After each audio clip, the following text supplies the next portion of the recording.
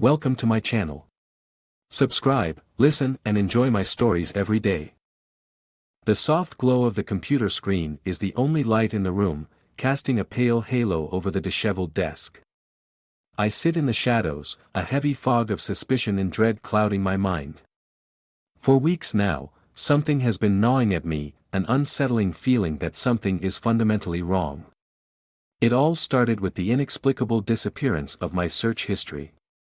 I noticed it one evening, as I tried to revisit a website I'd found earlier. The history was gone, vanished without a trace. At first, I dismissed it as a glitch or a minor error, but then it happened again, and again. Tonight, the paranoia reaches its peak. I have to know what's really going on. With shaking hands, I install a screen recording application, the words, "recording," blinking softly in the corner of the screen. It's a last-ditch effort, a desperate measure to uncover the truth. My wife, Emma, is supposed to be at a late-night yoga class. Or at least, that's what she's been telling me. I know the routine well, the clinking of her keys as she leaves, the slam of the door, the sound of her car pulling away. But tonight, I sit in the stillness of our bedroom, the quiet broken only by the rhythmic clicking of my keyboard. As the minutes tick by, I replay the routine in my mind. I'm waiting for something, anything, that will explain the growing chasm between us. My thoughts are interrupted by the sound of the front door creaking open. My heart races, but it's only the night wind, shifting the house on its creaky hinges. I exhale slowly, pushing the rising tension down. Around midnight, I hear the soft patter of footsteps, the door to our bedroom creaking open, and then, the familiar sound of Emma's voice. "Honey, I'm home," she calls out, but there's a strange edge to her tone. I don't respond, I'm too wrapped up in my own growing anxiety. She moves around the house with an almost mechanical precision. I imagine her quietly slipping into her robe, heading for the kitchen, and then, without warning, my phone buzzes. It's a notification from the screen recording app, recording started. The hours stretch on, and I am paralyzed with fear and anticipation. I can't help but replay the last few moments before Emma's return. The only sound now is the faint hum of the computer. I wonder what I'll uncover and brace myself for the worst. Finally, the time comes to review the footage. I sit, my fingers trembling, as I navigate through the recorded files. It's late, and the house is silent, the only sound the quiet whir of the computer fan. The footage starts with a jolt. Emma is at her computer, her face illuminated by the screen's harsh light. I watch, stunned, as she navigates to an adult website I've never seen before. Her expression is one of intense focus, almost a feverish determination. She types quickly, her fingers flying over the keyboard, and then, she begins to interact with a live feed. I lean in closer, my heart pounding. On the screen, a man appears, a stranger, doing exactly what Emma directs him to do. The scene is graphic, disturbing. Emma's voice is low, urgent, and laced with a passion I've never heard before. She's paying him to fulfill her most perverse desires on camera. The realization hits me like a punch to the gut. Emma is not just having an affair, she is deeply, profoundly betraying me.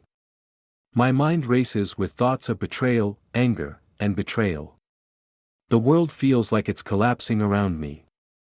I pause the video, my breath coming in short, ragged gasps.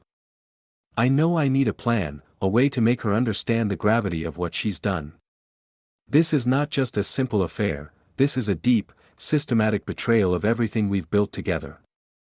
I think about the last few months, Emma's increasingly distant demeanor, her late nights, and how she'd always seemed to have an excuse ready. I feel a cold resolve settle over me. I need to act decisively. I need to make her understand the consequences of her actions. The plan takes shape quickly in my mind. I'll confront her with this evidence, not in anger, but with a calculated calm. I'll make her face the reality of her actions, and then, I'll ensure that she can't escape the fallout. The pain she's caused me will not go unanswered. The next steps are clear. I'll gather all the evidence, plan the confrontation, and prepare for the fallout. This isn't just about revenge, it's about reclaiming my dignity and moving forward with my life. As the night drags on, I sit in silence, the weight of the upcoming confrontation settling heavily on my shoulders. I'm ready to face the storm that's about to unfold. Emma's world is about to be shattered, and my own life will be forever changed. The morning light creeps through the blinds, casting long shadows across the room. My thoughts churn as I prepare for the confrontation. I have the evidence, the damning video that will reveal Emma's betrayal. I'm not sure what to expect: anger, denial, maybe even tears. But I have to be ready for anything. I'm dressed and ready before Emma even stirs. I watch the clock tick slowly toward 8. Emma's yoga classes usually end around this time, and I know she'll be coming home soon.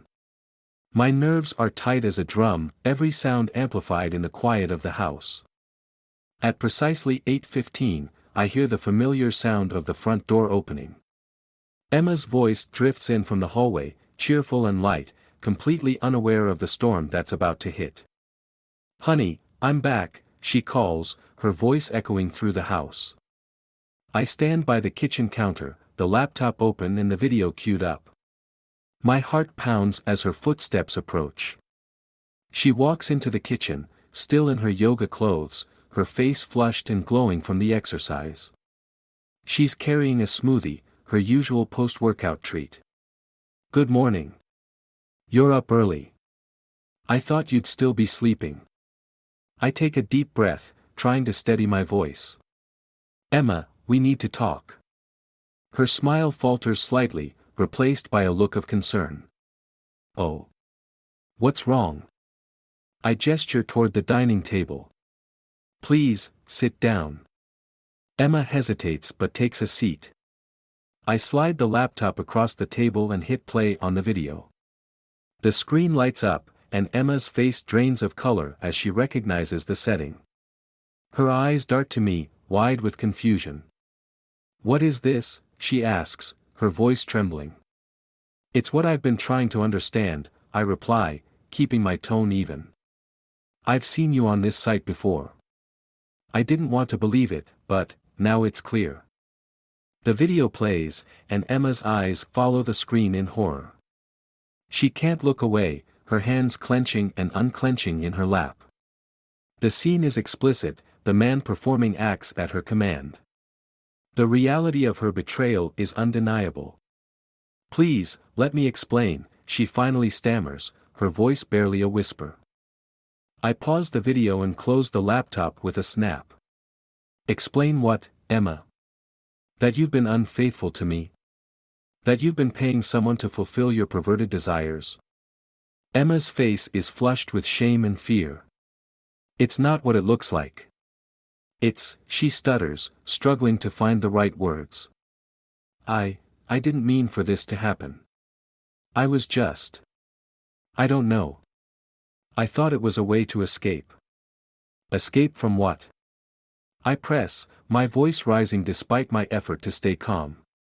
"From our life. From me. I've given you everything, Emma." "I didn't think it would get this far," she says, tears welling in her eyes. "I thought I could control it, keep it a secret. I didn't want to hurt you." Her words are hollow, failing to cover the depth of her betrayal. "And what about the other man? Did you think of me at all while you were with him? Did you ever stop to consider how this would affect us?" Emma bows her head, her tears falling freely now. "I'm so sorry. I never meant for it to get this out of hand. I thought I could control it, but I got caught up in it. I didn't want to hurt you, truly." Her apology feels like a knife twisting deeper into my heart.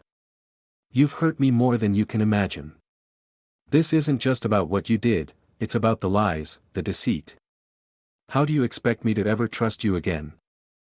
"I'll do anything to make it right," she pleads, reaching out to me. "Please, don't do this.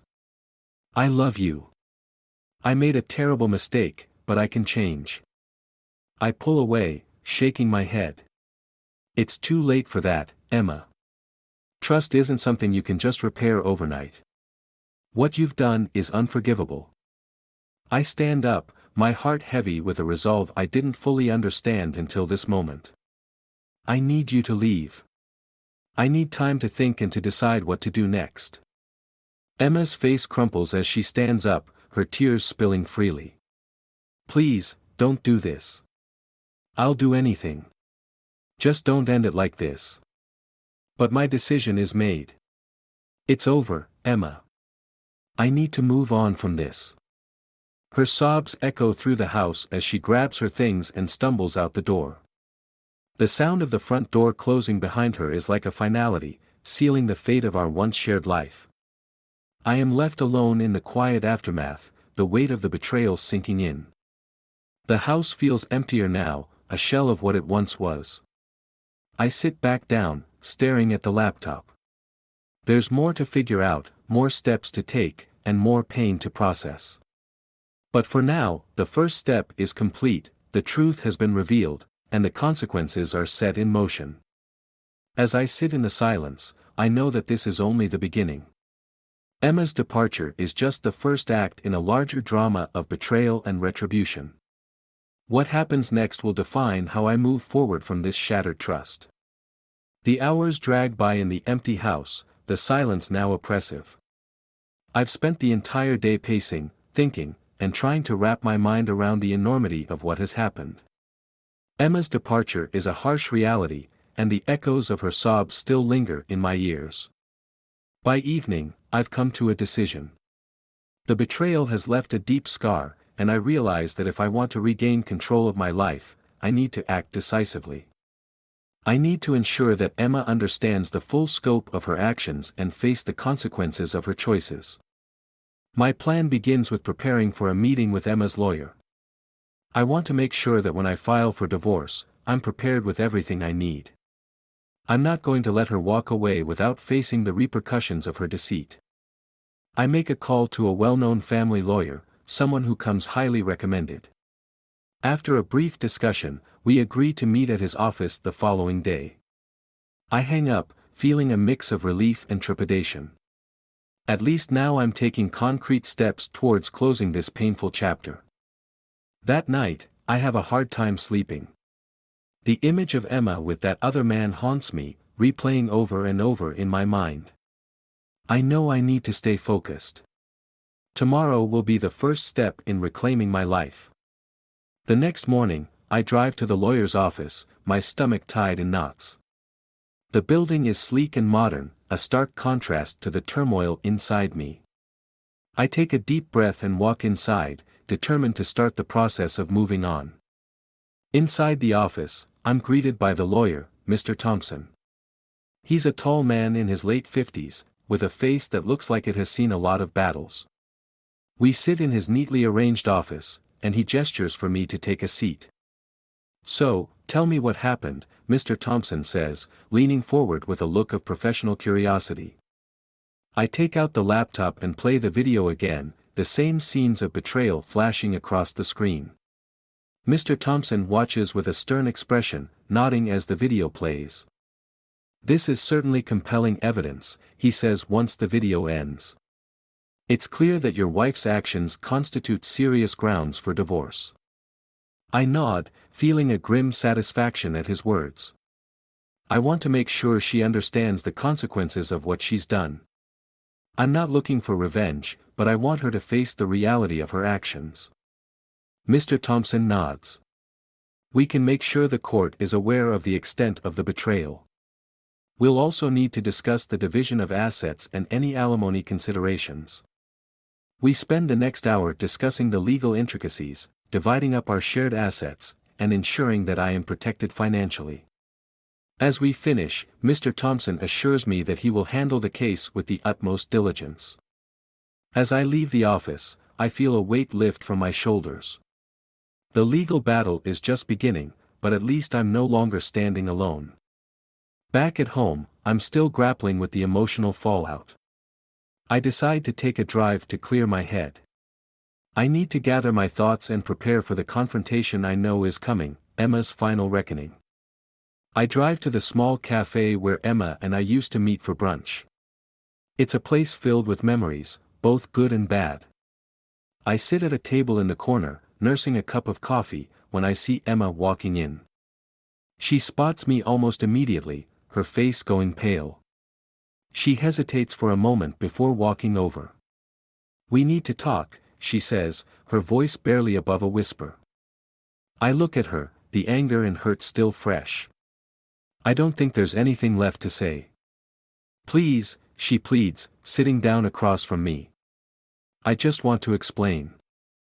I lean back, crossing my arms. "You've already explained enough. I've seen everything I needed to see." Emma takes a deep breath, trying to compose herself. "I know I've made a terrible mistake. I should have never let things get this far. I want to make amends." "Making amends doesn't undo what you've done," I reply, my voice cold. "You've shattered our marriage, and there's no going back." "I understand that," Emma says, her eyes brimming with tears. "I'm not asking for us to go back to how things were. I just want to make things right. I want to be honest with you, to explain why I did what I did." I remain silent, waiting for her to continue. "I was struggling," she begins, her voice breaking. "I felt so disconnected from you, and I started seeking solace elsewhere. It was a terrible decision, but I didn't know how to stop it." "Seeking solace doesn't justify betrayal," I counter. "You had other options. You could have talked to me, sought help. Instead, you chose to deceive me." "I know," she says, nodding. "And for that, I am truly sorry. I never meant to hurt you." Her apology is too little, too late. I shake my head. "I've already made arrangements with my lawyer. The divorce is happening, and there's no turning back from this." Emma's face crumples in resignation. "I understand. I just wanted you to know that I'm sorry." With that, she stands up and walks away, leaving me alone with my thoughts. The cafe, once a symbol of our shared moments, now feels like a ghost of the past. As I sit there, the reality of the situation settles in. The betrayal is complete, and the path forward is clear. I'll go through with the divorce, and I'll make sure that Emma faces the consequences of her actions. It's not about revenge, it's about reclaiming my life and moving forward. The courtroom is cold and sterile, a stark contrast to the emotional tempest that rages inside me. The walls seem to close in as I sit across from Emma and her lawyer, Mr. Thompson. The proceedings have been long and drawn out, and my patience is wearing thin. Today is supposed to be the final day of hearings, and I am determined to see it through to the end. The judge calls the room to order, and I force myself to focus.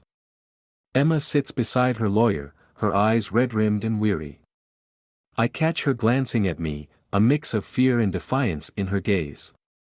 I can't help but feel a pang of satisfaction at the sight. The judge starts with the routine matters, but I can't shake the feeling that there's more to come. I've been preparing for this moment, ensuring that the evidence of Emma's betrayal is presented with clarity and precision. The tension in the room is palpable as the proceedings move forward.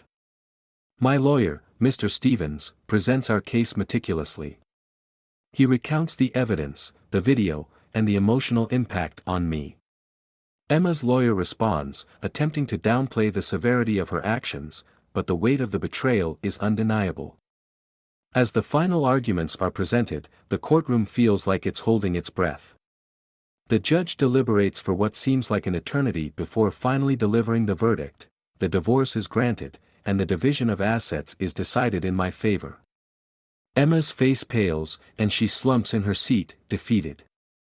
As the proceedings conclude, I feel a strange mixture of relief and emptiness. The battle is over, but the war has left scars that won't heal easily. I'm about to leave when something unexpected happens. Emma's lawyer, Mr. Thompson, approaches me. "Mr. Turner, if you have a moment," he says, his tone grave. "There's something you need to see." Confused, I follow him to a private room. Emma is already there, her face pale and tense. Mr. Thompson closes the door behind us and looks at me with an almost apologetic expression. "I've been keeping something from you," Mr. Thompson begins, his voice low. "There's more to this story than you know." "What are you talking about?"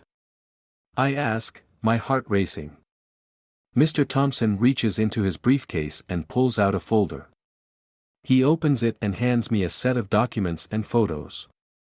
My eyes widen as I see images of Emma in various compromising situations, but there's something else, documents revealing financial transactions and hidden accounts.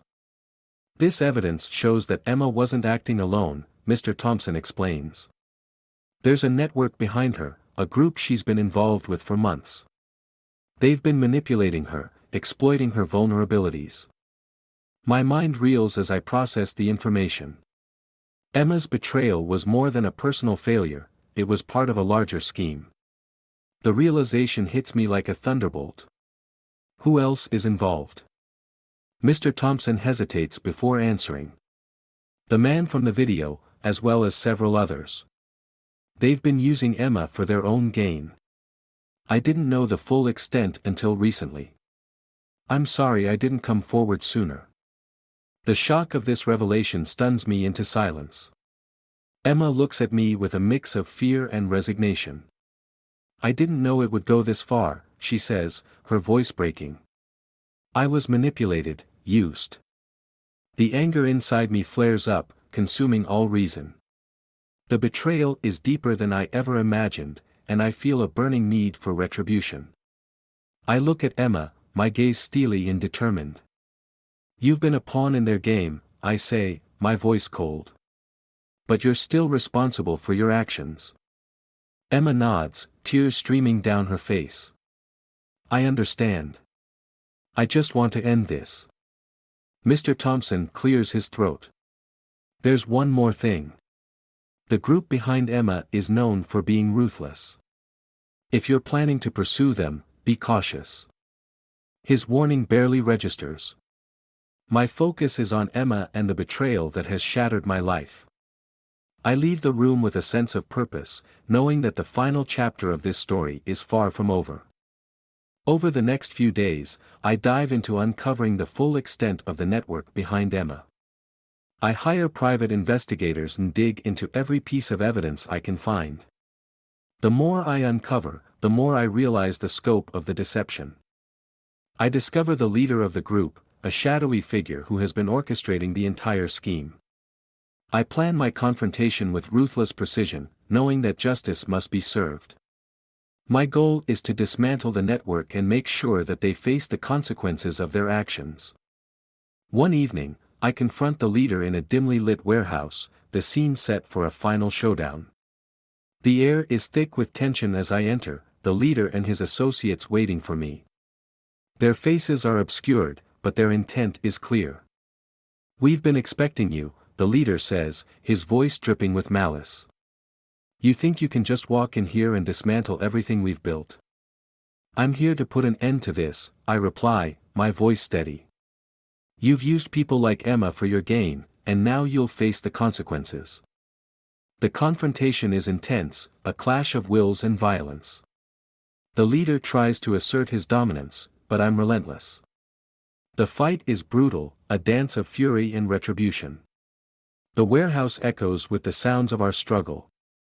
In the end, I manage to subdue the leader and his associates. They are left tied up and exposed, their operations laid bare for law enforcement to uncover. As I walk away from the scene, a grim satisfaction fills me. The deception has been revealed, and the betrayers have faced their reckoning. The story of betrayal and retribution concludes with a harsh reality: trust, once broken, can rarely be repaired. Emma and I part ways forever, our lives irreparably damaged by the deceit that tore us apart. The network behind her is dismantled, but the scars of the betrayal remain.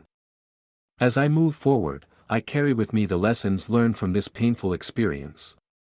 The journey has been one of deep betrayal and harsh retribution, but it has also shown me the strength to face the darkest aspects of human nature and emerge with a renewed sense of purpose. The final chapter of this story is closed, but its impact will resonate for years to come.